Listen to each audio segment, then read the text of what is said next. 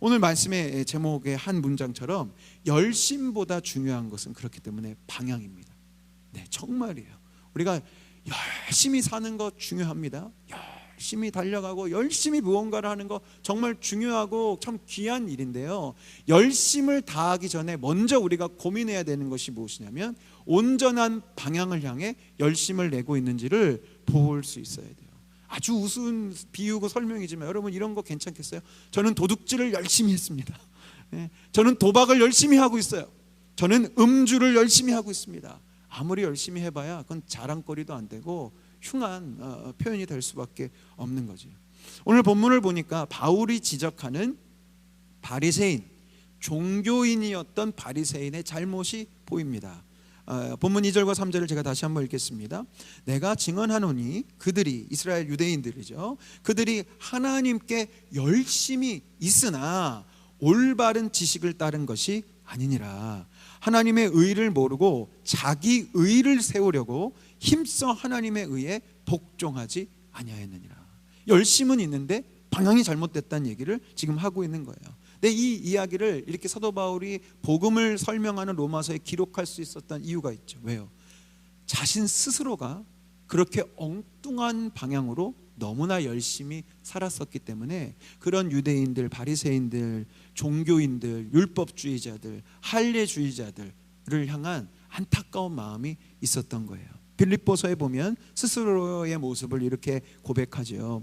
그러나 나도 육체를 신뢰할 만하며 만일 누구든지 다른 이가 육체를 신뢰할 것이 있는 줄로 생각하면 나는 더욱 그러하리니 나는 8일 만에 할례를 받고, 유대인들이 제일 중요하게 생각한다는 그 할례를 8일 만에 율법 그대로 나는 받았고, 이스라엘 족속이요 베냐민 지파요 히브리인 중에 히브리인이요 율법으로는 바리새인이요 열심으로는 교회를 박해하고 율법의 의로는 흠이 없는 자라.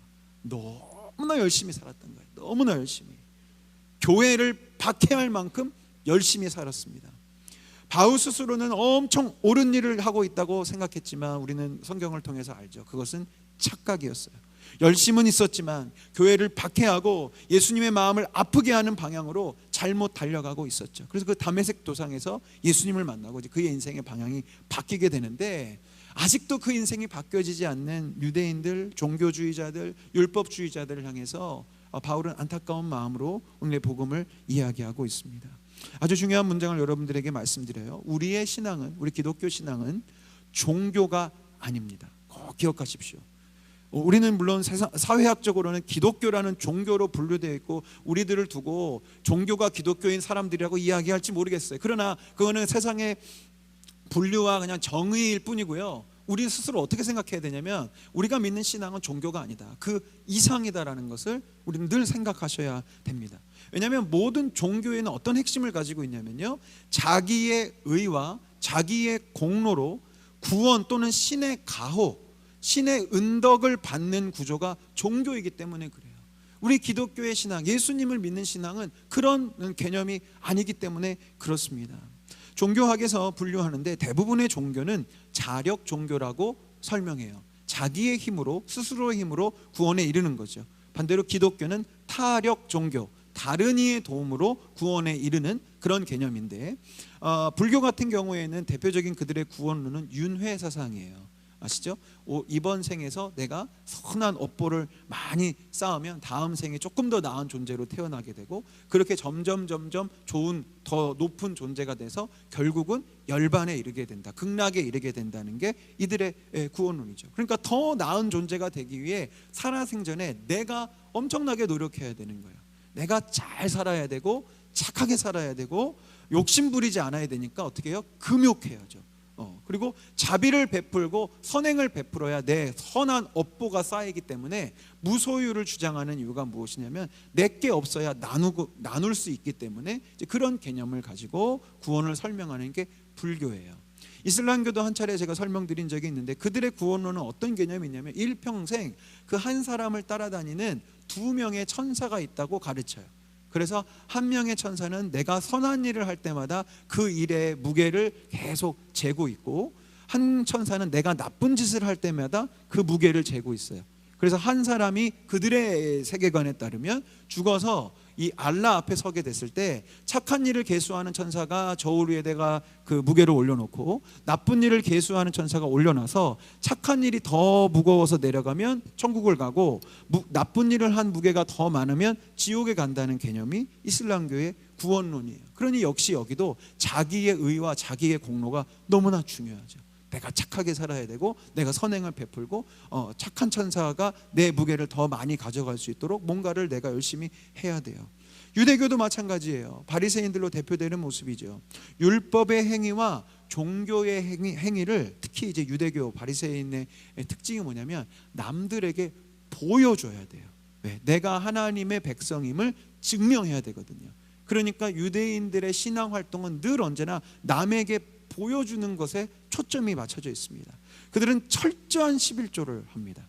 철저하게 11조를 해서 내가 하나님의 백성임을 많은 사람들에게 드러내죠. 그래서 예수님 말씀에도 있지만 이들은 2차 가공물에 이르기까지 11조를 낸다고 이야기하고 있잖아요. 제가 한번 주일에 설명드렸죠.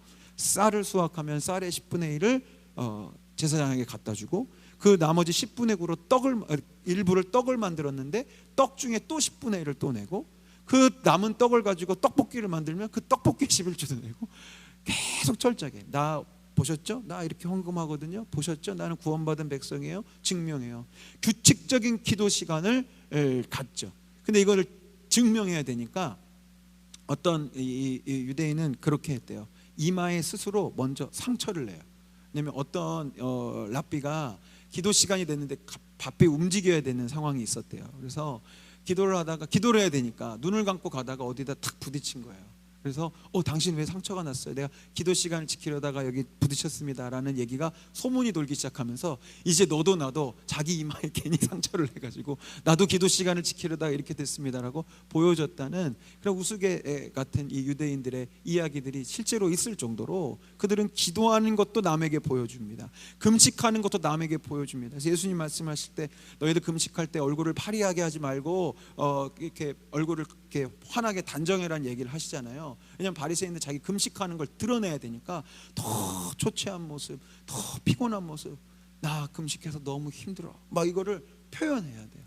다 자기의 행위에 달려있죠. 특별히 할례라고 하는 그 확실한 증표가 내가 구원받은 백성입니다 라는 것을 드러내는 거기 때문에 바울의 서신서의 곳곳에서 예수님을 믿어도 그래도 할례를 받아야 구원이 확증된다라고 가르치는 그 이상한 개념들과 함께 늘 바울은 싸웠어요. 그 할례가 구원의 증표가 아니다라는 얘기를 계속하는데 그만큼 유대인들은 육체적인 행위적인 것들을 통해서 자기가 구원받은 백성임을 증명하려고 몸부림을 쳤죠. 그러나 우리가 믿는 예수 그리스도를 믿고 따르는 기독교, 예수님을 따르는 신앙은 자력 종교가 아니고요, 타력 종교입니다. 다른 존재의 힘으로 구원을 이루는데 그건 우리가 알죠. 예수님의 십자가, 하나님의 사랑으로 우리는 구원을 받아요. 이걸 우리의 신앙적인 표현으로 뭐라고 하는지 아세요? 너무나 우리가 흔히 쓰는 단어입니다. 은혜입니다. 은혜. 우리는 은혜로 구원을 받아요. 영어로는 grace. 은혜로 우리는 구원을 받아요. 근데 이 종교를 분석하는 학자들이 이야기하는 거예요. 저의 이야기가 아니라 세상에 있는 많은 종교도 막 이단 사이비 뭐 이상한 뭐 미신 같은 거 다 제외하고 고등 종교라고 하는 그래도 나름대로 종교적으로는 건강하다고 하는 종교들을 다 비교를 해봤는데 이 은혜라고 하는 개념은 다른 종교와 기독교라는 이 종교를 구분짓는 가장 차별적인 개념이라는 거예요. 다른 고등 종교들도 선행, 희생, 사랑, 섬김, 절제, 소위 착하게 사는 삶을 다 강조해요. 불교도 강조하죠. 착하게 살아라. 이슬람교도 착한 천사가 세고 있으니까 착하게 살아야 되잖아요. 유대 율법도 마찬가지예요. 다 하나님의 율법은 우리가 이웃을 사랑하고 하나님을 사랑하는 법이기 때문에 법 자체를 지키는 건 참 선한 일이겠죠. 선행을 강조하는 종교는 참 많은데요, 은혜를 강조하고 은혜가 가장 핵심적인 개념인 종교는 기독교밖에 없다는 거예요. 은혜가 뭡니까? 우리가 은혜 하는데 은혜를 우리가 신앙적으로 신학적으로 설명하면 이런 거예요. 신의 하나님의 선제적인 사랑. 이게 말이 좀 어렵다면 하나님이 신이 먼저 베푸는 값없는 사랑과 조건 없는 용서와 호의가 은혜라는 거예요. 그래서 이 은혜를 보여주는 가장 대표적인 예수님의 복음의 말씀이 바로 탕자의 비유죠. 탕자의 비유. 이 아들, 아버지를 죽었다고 생각하고, 아버지 어차피 돌아가실 거니까 돌아가시면 저한테 재산 주실 거 미리 좀 주십시오. 이건 그냥 돈 욕심만 있는 게 아니잖아요. 얼마나 끔찍한 불효입니까? 아버지의 존재가 자기한테는 지금 필요가 없다는 거잖아요. 돈만 필요하지 아버지는 나한테 어차피 의미가 없는 존재니까 어차피 돌아가실 거 내 마음엔 이미 당신은 죽었고 돈 미리 주세요라고 하는 얼마나 패륜하고 불효자입니까? 그럼에도 불구하고 그 아버지가 그 재산을 주죠. 그리고 이 둘째 아들은 그 많은 돈을 들고 신난다고 집으로 나가서 향락을 즐기고 세상에서 즐거운 일들을 막 하고 있을 때, 우리가 아는 이야기, 이미 이 아버지는 집을 떠나 나갈 때부터 이 아들을 용서했어요. 그렇죠? 이 아들이 지금 뭘 잘해서 용서한 게 아니라 아들이기 때문에 그저 용서했고요, 언젠가 돌아올 것이 분명하기 때문에 자기 마음에 대못을 받고 떠나간 이 아들을 매일매일 마을 밖까지 나와서 언제나 이 녀석이 오려나라고 지켜보고 있어요. 결국 돌아온 아들, 너무나 반가운 마음에 뛰쳐 달려가서 얼싸안고 기뻐하면서 좋은 옷을 입히고 금가락지를 끼우고 살찐 송아지를 잡아서 잔치를 벌이는 아버지가 바로 예수님이 말씀해 주시고 이 성경이 이야기하고 있는 우리 기독교의 하나님이에요. 은혜죠. 이 아들이 요청한 거 없어요. 부탁한 거 없어요. 이 아들은 이따가도 나누겠지만 죄인된 모습으로 노예라도 되어야 되지 않은 심정으로 돌아왔는데, 이 아버지는 노예가 아니라 다시 아들로 안아주고 오히려 뭘 잘한 게 있다고 잔치를 베풀어 줍니까? 근데 이게 은혜라는 거죠. 내가 뭘 하기 전에, 내가 뭘 해서가 아니라 그저 날아서 이 하나님이, 이 아버지가 먼저 그 큰 사랑과 호의와 용서를 베푸는 개념이 은혜예요. 그런데 불교에도요, 이 비슷한 이야기가 있대요. 이렇게 아버지의 재산을 가지고 막 탕진하고 돌아오는 아들이 있는데, 여기까지는 얘기가 비슷하답니다. 그런데 아버지가 역시 용서하고 맞이는 해요. 여기까지 오면 불교랑 기독교랑 비슷한가 보다. 근데 결정적으로 다른 부분이 무엇이냐면, 그 아버지가 이렇게 이야기한답니다. 네가 돌아온 거, 나한테 잘못한 거 용서는 해주겠는데 지은 죄가 있기 때문에, 네 업보가 있으니 이제부터 집안일과 여러 가지 고된 노동으로 속죄를 하여라 라고 그런 가르침을 주었대요. 그래도 낫죠. 뭐 내쫓는 것보단 난데요, 이거는 뭐라고 얘기하냐면 이걸 자비라고 합니다. 자비. 용서해주고 용납해주는 거. 처벌해야 마땅하지만 이번 한 번을 봐주는 거, 이렇게 한 번 벌을 면제해주는 것을 자비라고 해요. 이슬람교에서는 아예 이런 비유가 있을 수가 없답니다. 왜냐하면 이슬람교는 정의의 종교이기 때문에 누군가가 아버지에게 죽은 셈 치고 저 재산 주세요라는 것을 다른 사람이 들으면 다 같이 달려와서 돌 던져서 죽여서 이야기가 시작되자마자 끝나요. 그 아들은 죽었습니다. 끝이 나는 거예요. 정의의 종교이기 때문에. 또 다른 책에서 토니 캠펄러 목사님의 회복이라는 책에서 또 이 정의, 자비, 은혜를 이렇게 분류해서 하는데, 이 설명도 은혜를 우리가 이해하는 아주 좋은 개념이 됩니다. 이 책은 이제 미국 책이니까 미국에서 이 자동차 속도 위반을 했을 때의 상황을 이렇게 설명을 하더라고요. 우리나라는 이제 카메라가 워낙 많아서 카메라가 찍어갖고 우리 집으로 친절하게 그게 날라오지만, 미국은 아직까지도 중간에 도로에서 경찰관이 잡는 경우가 많거든요. 그런데 이제 그렇게 걸렸을 때, 속도를 위반해서 걸린 사람에게 정의라고 하는 것은 무엇이냐면, 경찰관이 이렇게 얘기하는 거예요. 당신은 속도를 얼마만큼 위반했기 때문에 속도 위반 벌금은 300불입니다. 지금 내십시오 라고 하는 게 정의예요. 네. 그가 잘못한 것에 대해서 정당한 대가를 지불해야 되는 게 정의로운 거죠. 틀린 건 아니잖아요, 그죠? 잘못을 했으니 300불을 내라는 거예요. 근데 자비라고 하는 개념은 뭐냐면, 그 책의 설명이, 근데 이 사람이 자기의 막 딱한 사정을 얘기해요. 막 지금 제가 뭐 급한 일이 있기도 하고, 제가 워낙 가난한 사람이라 뭐 지금 300불을 낼 만한 지금 상황이 안 되고, 지금 급하게 지금 저길 가서 제가 뭘 돈이라도 잠깐 벌어야 우리 애들을 먹일 수 있고, 막 사정을 막 얘기를 해요. 그때 경찰관이 그 딱한 사정을 듣고, 그럼 이번 한 번만 봐줄게요, 가세요 라고 하는 게 자비라는 겁니다. 한 번 봐줄게요. 한번 내가 용납해주고 용서해줄게요. 다음에는 안 돼요 라고 얘기하는 게 자비죠. 근데 은혜는 어떤 거냐면 그 사람의 딱한 사정을 이 경찰관이 다 들어요. 그러더니 자기 호주머니에서 300불을 꺼내서 그 사람에게 주면서 그럼 이걸로 벌금을 내십시오.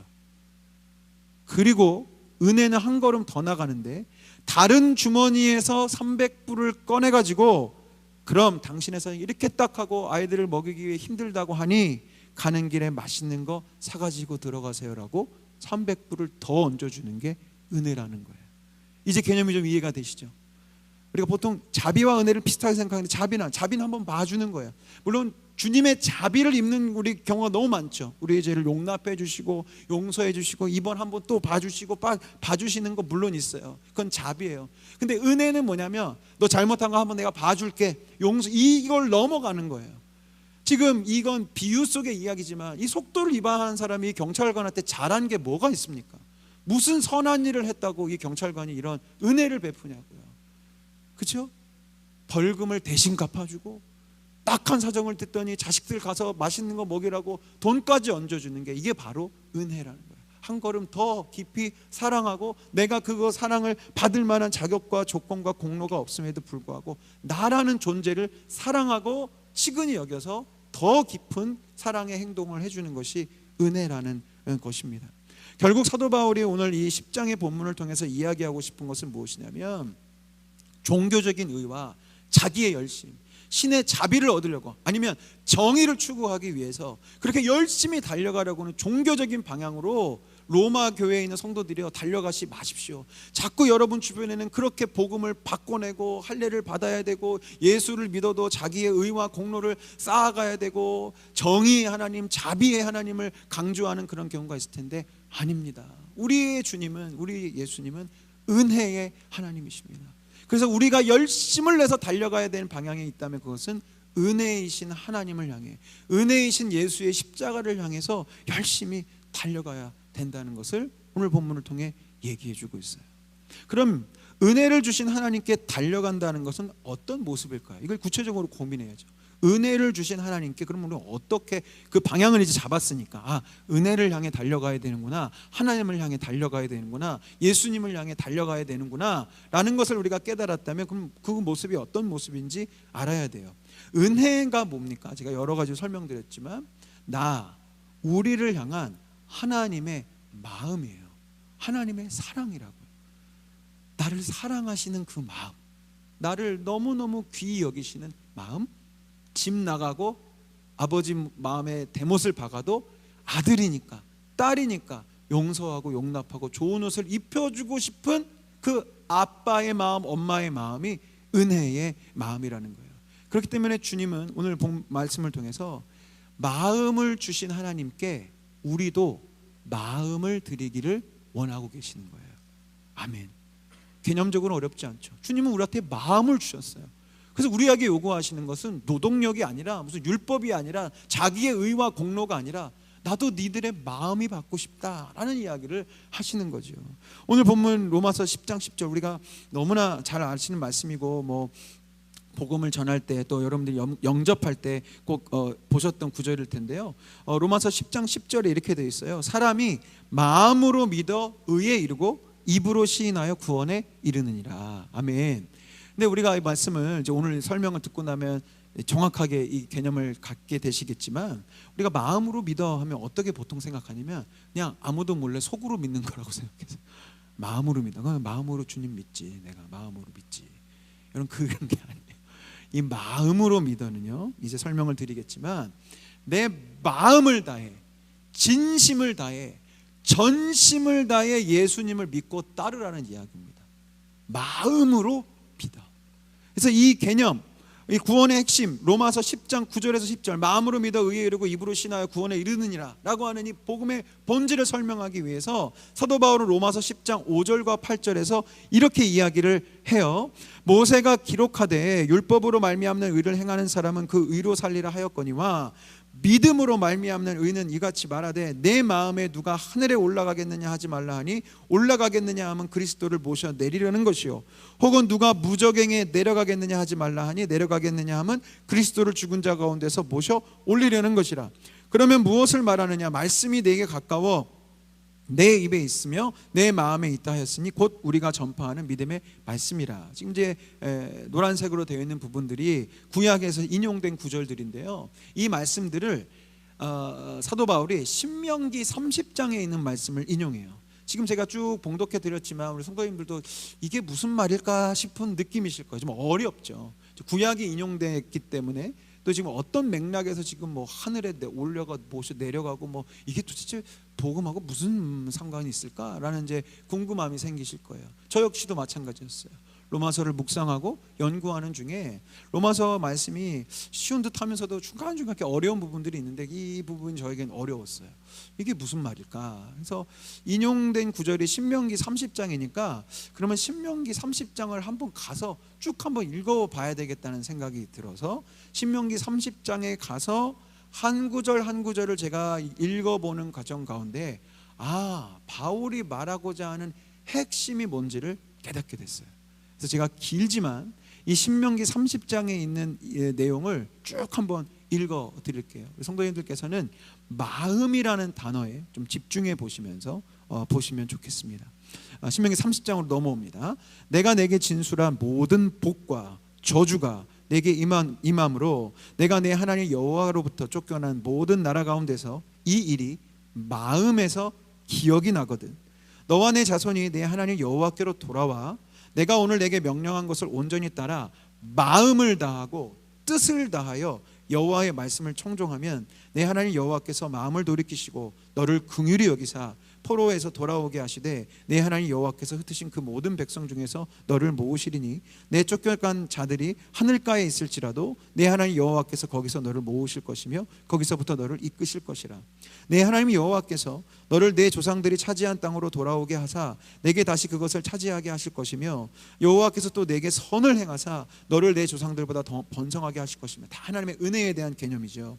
내 하나님 여호와께서 내 마음과 내 자손의 마음에 할례를 베푸사 너로 마음을 다하여 뜻을 다하여 내 하나님 여호와를 사랑하게 하사 너로 생명을 얻게 하실 것이며 내 하나님 여호와께서 내 적군과 너를 미워하고 핍박하던 자에게 이 모든 저주를 내리게 하시리니 너는 돌아와 다시 여호와의 말씀을 청종하고 내가 오늘 내게 명령하는 그 모든 명령을 행할 것이라. 내가 내 하나님 여호와의 말씀을 청종하여 이 율법책에 기록된 그의 명령과 규례를 지키고 내 마음을 다하며 뜻을 다하여 여호와 내 하나님께 돌아오면 내 하나님 여호와께서 내 손으로 하는 모든 일과 내 몸의 소생과 가축의 새끼와 토지의 소산을 많게 하시고 내게 복을 주시되 곧 여호와께서 내 조상들을 기뻐하신 것 같이 너를 다시 기뻐하사 내게 복을 주시리라. 그러면서 이제 로마서에 인용된 장면이 나와요. 내가 오늘 내게 명령한 이 명령은 내게 어려운 것도 아니고 먼 것도 아니라 하늘에 있는 것이 아니니 내가 이르기를 누가 우리를 위하여 하늘에 올라가 그의 명령을 우리에게로 가지고 와서 우리에게 들려 행하게 하려 할 것 아니요 이것이 바다 밖에 있는 것이 아니니 내가 이르기를 누가 우리를 위하여 바다를 건너가서 그의 명령을 우리에게로 가지고 와서 우리에게 들려 행하게 하려 할 것도 아니라 오직 그 말씀이 내게 매우 가까워서 내 입에 있으며 내 마음에 있은즉 내가 이를 행할 수 있느니라. 보라, 내가 오늘 생명과 복과 사망과 화를 내 앞에 두었나니 곧 내가 오늘 내게 명령하여 내 하나님 여호와를 사랑하고 그 모든 길로 행하며 그의 명령과 규례와 법도를 지키라 하는 것이라. 그리하면 내가 생존하며 번성할 것이요 또 내 하나님 여호와께서 내가 가서 차지할 땅에서 내게 복을 주실 것임이니라. 그러나 내가 만일 마음을 돌이켜 듣지 아니하고 유혹을 받아 다른 신들에게 절하고 그를 섬기면 내가 오늘 너희에게 선언하노니 너희가 반드시 망할 것이라. 너희가 요단을 건너가서 차지할 땅에서 너희의 날이 길지 못할 것이니라. 내가 오늘 하늘과 땅을 불러 너희에게 증거를 삼노라. 내가 생명과 사망과 복과 저주를 내 앞에 두었은즉 너와 내 자손이 살기 위하여 생명을 택하고 내 하나님 여호와를 사랑하고 그의 말씀을 청종하며 또 그를 의지하라. 그는 내 생명이시요 내 장수이시니 여호와께서 내 조상 아브라함과 이삭과 야곱에게 주리라고 맹세하신 땅에 내가 거주하리라. 아멘. 길고 장황하게 읽었지만 제가 강조하는 포인트를 잘 들으셨을 거예요. 주님 지금 구약과 신약에 이르기까지 하나님이 결국 우리에게 무엇을 요구하시는 거냐면 우리의 마음을 달라고 말씀하시는 거예요. 네 마음을 나에게 주어라. 너의 마음, 너의 사랑, 그 마음, 하나님을 향한 그 마음의 사랑에 우리가 열심을 내어야 한다고 사도 바울이 강조하기 위해서 이 신명기 30장, 이 모세가 영적 후배들에게 너희들이 가나안 땅에 들어갔을 때 하나님을 마음과 뜻을 다해서 사랑해야 된다. 주님이 너희들에게 은혜를 베푸셨다. 너희가 뭐라고 너희를 택하셔서 이렇게 귀한 땅으로 너희를 불러 들으셨겠니? 너희가 뭘 잘했니? 뭐 한 거 아무것도 없지 않니? 철저히 하나님의 은혜고 복인데 이 복이 너희 인생에 떠나지 않으려면 너희가 하나님 앞에 마음을 들어야 된다는 걸 이미 신명기 30장에 얘기했거든요. 바울이 복음을 이야기하고 이 율법주의와의 전쟁을 선포하면서 이 말씀을 가져온 거예요. 우리가 하나님 앞에 드려야 되는 것은 율법의 의도 아니요, 어떤 종교적인 행위도 아니고 내가 구원받기 위한 나의 인간적인 선행의 노력이 아니라 하나님께 마음을 드려라. 그 마음을 드리는 거 명확하고 단순하죠. 16절과 20절을 제가 다시 읽을게요. 마음을 드린다는 건 뭐냐면 내 하나님 여호와를 사랑하고 그 모든 길로 행하며 그의 명령과 규례와 법도를 지키는 게 마음을 드리는 거예요. 20절, 내 하나님 여호와를 사랑하고 그의 말씀을 청종하며 또 그를 의지하는 것이 마음을 드리는 겁니다. 아멘. 제가 아까 말씀드렸지만 홍콩에서 만났던 그 대학생을 꼭 다시 한번 만나고 싶어요. 저에게 은혜를 베풀어 줬어요. 그죠? 처음 만났잖아요. 제가 그 여대생에게 뭘 해준 게 아니잖아요. 그동안 좋은 관계를 쌓아서 그래 너가 나에게 이렇게 좋은 일을 해줬으니 오늘 내가 너를 좀 도와줄 게가 아니었어요. 처음 만나는 거였어요. 아무것도 나는 그녀에게 해준 게 없어요. 그런데 자기의 문제인 것처럼 함께 내려져서 문제를 해결하고, 지금 생각해도 너무 신기하고 놀라워요. 돈이 없으면 자기 돈을 빌려주겠대요. 언제 만날 줄 알고요. 그냥 주겠다는 거잖아요. 아마도 제 생각에 그 여대생 분명히 크리스천이었을 것 같아요. 제가 늘 하나님 앞에 소박한 소원을 품고 있습니다. 하나님, 제가 언젠가 홍콩에 가서 복음을 전할 수 있는 기회를 주시면 제가 이 얘기를 꼭 전해서 그 자리에서 누군 지인의 지인을 통해서도 이 여대생을 꼭 만날 수 있게 해주십시오. 은혜를 갚고 싶어요. 여러분, 은혜가 은혜인 줄 알면 그 마음을 돌려주고 싶은 게 정상적인 인간의 마음 아니겠어요? 주님이 우리에게 은혜를 베풀어 주셨다고요. 우리가 이거를 깊게, 오늘의 기도 그거예요. 주님이 날 사랑하신다는 거 우리 알죠. 아는데 아는 거 말고 정말로 나를 사랑해 주시고 나를 용납해 주시고 나를 자녀 삼아 주시고 지금도 나를 귀하게 여겨 주신다는 그 하나님의 은혜가 우리에게 느껴져야 돼요. 그럼 우리는 자연스럽게 우리의 마음을 드릴 거예요. 우리의 감사함을 드릴 것이고, 너무너무 감사하고 너무너무 형용할 수 없이 감격스러워서 주님을 위해서 무엇이라든 할 수 있어요. 제가 그 홍콩 여대생을 만나면 못 해줄 게 뭐가 있겠어요? 제가 할 수 있는 걸 다 해주죠. 도울 수 있는 걸 다 할 거예요. 왜요? 무슨 계약을 했기 때문에요? 아니면 그렇게 해줘야 되는 의무감이 있기 때문에요? 아니에요. 그 은혜가 너무 고맙고 감사하니까 나는 내가 할 수 있는 마음의 최선을 다해서 섬길 수 있는 것을 섬기겠죠. 여러분, 이 동일한 마음이 오늘 우리 가운데 회복되어지기를 간절히 소망합니다. 하나님 우리를 사랑하십니다. 하나님 오늘 우리에게 은혜를 베풀어 주세요. 내가 뭘 잘했기 때문이 아니라 그냥 날아서 주님이 내가 좋고 나를 사랑하시고 나를 용납하시고 나를 은혜로 이끌어 주신다는 거예요. 탕자의 비유 우리 잘 알죠. 은혜를 베풀어 주신 아버지, 아들에게 가장 좋은 옷을 입혀준 아버지께 돌아온 아들이 드려야 되는 것은 노예의 노동력이 아니에요. 아버지가 나 이렇게 봐주셨으니 이제 내가 열심히 일해서 이 은혜를 갚아야지. 내가 아버지에게 이제 이 집에서 다시는 쫓겨나면 안 되니까 아버지 보실기에 흉한 모습 보여드리지 말아야지. 늘 언제나 단정한 모습으로 내가 열심히 일하는 모습, 굵은 땀방울을 더 흘리는 모습을 보여드려서 내가 절대는 이 집에서 쫓겨나면 안 되겠. 여러분, 이러면 이 아들 얼마나 불쌍합니까? 아버지의 마음을 전혀 모르는 거죠. 근데 우리가 신앙생활하면서 하나님 앞에 그렇게 행할 때가 너무 많아요. 우리 은혜로 구원받았고 은혜로 하나님의 자녀가 되었고 지금도 은혜로 주님이 나를 사랑해주고 계시는데 우리는 그 은혜를 머리로만 알고 지식으로만 아니까 하나님 앞에서 늘 언제나 무슨 종교적인 계약 관계에 있어. 벌 받을까봐 열심히 교회 생활해. 벌 받을까봐 내가 순종해. 여러분, 이거는 불교적인 순종이에요. 벌 받을까봐 순종한다니요. 벌 받을까봐 내가 봉사해요? 얼마나 안타까운 인생입니까? 어디서 성경에 너희들 봉사 안 하면 벌 받을 거라는 말이 있어요. 근데 우리는 정신 차리지 않으면 복음에서부터 자꾸 떠나와요. 그래서 종교로 넘어와 있어요. 내가 이 교회에서 이 정도도 안 하면 하나님이 나를 안 예뻐하실 거야. 나를 벌하실 거야. 내 인생 지금 이렇게 잘 안 풀려가는 거 내가 뭘 하나님 앞에 뭘 안 해서 그런가 봐. 여러분, 그런 거 아니에요. 또 반대의 경우도 있어요. 복 받기 위해서 열심히 신앙생활을 하는 경우들도 있습니다. 여러분, 이것도 역시 반대쪽이지만 결국 같은 거예요. 하나님과 계약적인 관계죠. 더러운 아들 이런 거죠. 내가 열심히 일하고 열심히 땀 흘리고 내가 남들보다 곡식단을 몇 배를 더 드리면 아버지가 나를 너무 기뻐하셔서 더 많이 사랑해 주시겠지, 더 많이 아껴 주시겠지. 천만에요. 아버지의 사랑은 이 친구가 뭘 더 했냐 안 했냐에 달려있는 게 아니잖아요.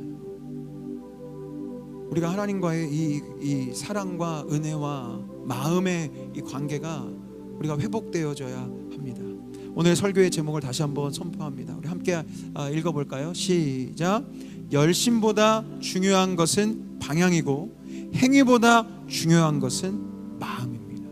아멘. 아멘. 우리가 그 마음을 오늘 하나님 앞에 드리기를 원해요. 다시 한번 신명기 30장 20절 말씀 나눕니다. 내 하나님 여호와를 사랑하고 그의 말씀을 청종하며 그를 의지하라.